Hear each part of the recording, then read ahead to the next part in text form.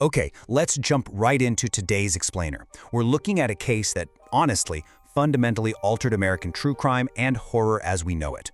Today, we're relying strictly on the harrowing facts uncovered back in 1957 to understand a story that really pushes the boundaries of human psychology. We are going to systematically break down the life, the crimes, and the chilling legacy of Ed Gein, a man you probably know as the Butcher of Plainfield. We're starting right in the middle of the mystery. Picture this. It's November 16, 1957, in Plainfield, Wisconsin. Deputy Sheriff Frank Warden pulls up to his mother's hardware store around 5 in the evening, only to find the place completely deserted. The door is unlocked, but when he walks inside, his whole reality just shatters. There are fresh bloodstains scattered across the floor. A .22 caliber gun is missing from the rack, and, terrifyingly, there are clear drag marks leading right out the back door. His mother, Bernice Warden, is gone. Now, to put this into perspective, 700 people. That was the entire population of Plainfield. It was an incredibly isolated place, the kind of town where the crime rate was essentially zero because everybody knew everybody. So when the local sheriff checked the store's logbook to see who the very last customer was, the name they found sent a literal chill down their spines. Ed Gein. He'd come in to buy antifreeze. To the town, Gein was just this quiet, kind of dim-witted handyman who kept to himself out on a big, remote farm. They had absolutely no idea what was waiting for them. Part 1. The House of Horrors. Let's move out to Gein's deserted, rusty farmhouse on the edge of town. When Sheriff Slay and Deputy Warden arrive to question Gein, he isn't there, but the door is open. And before they even step inside, they're hit with this suffocating, heavy stench. It was so foul the sheriff literally had to step back outside to vomit. When they finally go in, they felt like they'd stepped into an alley of hell. Flashlight beams hit human skulls sitting on the four corners of his bedposts. They find furniture, bowls, even clothing made out of human skin and bone. There's a preserved face mask belonging to Mary Hogan, a tavern owner who went missing 3 years earlier. In the kitchen, human remains are boiling on the stove.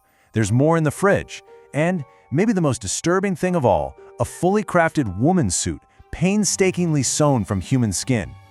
Part 2. A childhood of isolation. So, how does a supposedly harmless handyman commit these atrocities? We have to rewind a bit. It really starts with the psychological prison of his childhood, specifically this intense contrast between his parents. On one side, you have his dad, George Gein, an abusive alcoholic. On the other side, his mom, Augusta Gein, who was a fanatically religious woman and deeply hated her husband. She firmly believed the outside world was just a sinkhole of sin and filth. So, to quote-unquote protect her boys, she moved the family to this incredibly isolated farmhouse. She punished Ed mercilessly for the smallest things, essentially making sure that her voice, reading scriptures about sin and hellfire, was the only voice Ed ever really listened to. This timeline is crucial because it shows how rapidly Ed was left completely and utterly alone in the world. First, his dad dies in 1940. Then, in 1944, his older brother Henry dies in a brush fire on their property. And actually what's crucial here is that Henry had recently started pushing back against their mom's extreme control. When they found his body, he had suspicious head injuries, but the police inexplicably ignored it. Finally, a year later in 1945, his beloved mother, Augusta, suffers a fatal stroke. So now, he's an orphan. And Gein is just mentally broken by this. He literally couldn't process living a single day without his mother. He actually boarded up all the rooms Augusta used, creating this pristine, untouched shrine to her memory. He retreated into a tiny, squalid bedroom near the kitchen. And there, in absolute total isolation, he just spent his days reading magazines about World War II medical atrocities and concentration camps. You can almost see the storm brewing inside his isolated mind. Part 3. Descent into Madness. 18 months after Augusta died, that storm finally broke. Sitting alone in that dusty farmhouse, Ed Gein started hearing whispers, and this marks a terrifyingly methodical escalation. Step 1. Exhumation. Driven by absolute obsession, he actually digs up his own mother's grave just to bring her head back home. Step 2. Harvesting. Wanting to feel his mom's physical presence, he robs the graves of 9 other local women whose faces resembled hers. He harvests their skin to craft his twisted woman suit. And finally, step 3, murder. Because when the graves weren't enough anymore, he escalated to cold-bloodedly killing Mary Hogan in 1954 and Bernice Warden in 1977. Part 4. The Arrest and the Apple Pie. Flashing back to 1957, So, the police arrest him at the farm, and he shows absolutely zero emotion. The psychology of his interrogation is just fascinating. For 30 straight hours, Gein sits in absolute silence, won't say a single word.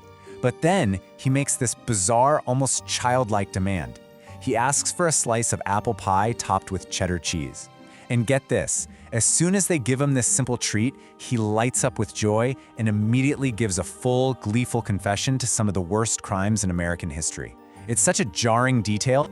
but his confession definitely had its limits. Sure, he freely admitted to shooting Bernice Worden and Mary Hogan and to digging up those 9 bodies, but he steadfastly denied a bunch of other local mysteries.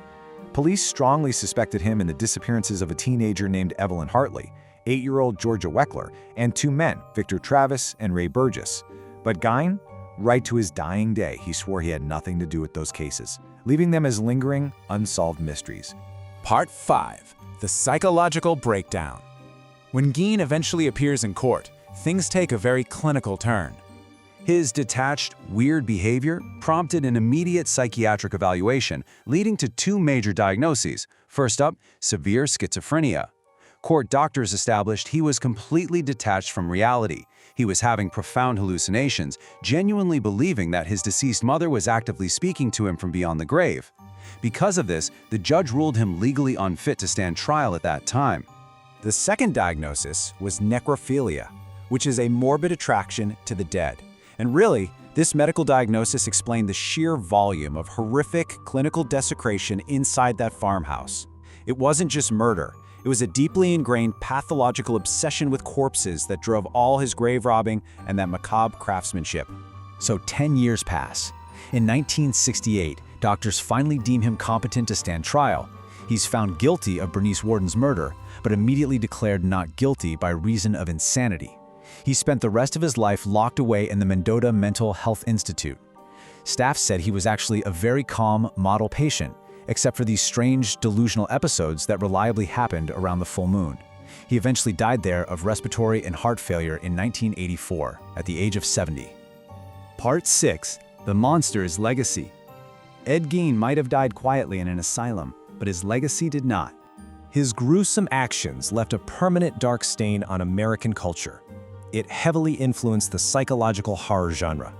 I mean, think about it. From Norman Bates's mother obsession in Psycho, to the skin-wearing Leatherface in the Texas Chainsaw Massacre, to the horrific tailoring of Buffalo Bill in The Silence of the Lambs. This single case literally birthed some of cinema's most famous monsters. And our fascination hasn't stopped. Modern media is still exploring his mind, like with the October 2025 Netflix series, Monster: The Ed Gein Story. But wait, there is one final, strange footnote to all this. Shortly after his arrest, the Gein farmhouse and everything inside it were scheduled to be auctioned off. But literally one day before the auction, the house mysteriously burned completely to the ground. Nobody ever found out who started the fire, so we'll leave you with this haunting question as we wrap up today's explainer. Did the angry townspeople of Plainfield destroy the House of Horrors to finally escape the shadow of Ed Gein, or did something darker bury those secrets forever? Thanks for joining me today, and keep questioning what lies beneath the surface.